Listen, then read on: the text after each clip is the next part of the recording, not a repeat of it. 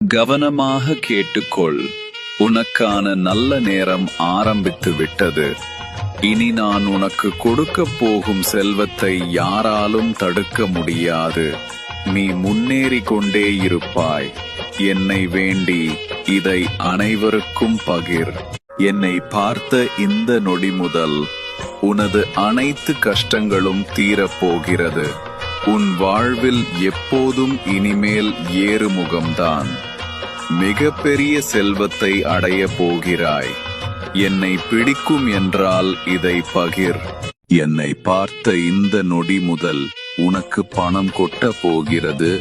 பெரிய அளவில் முன்னேறப் போகிறாய்.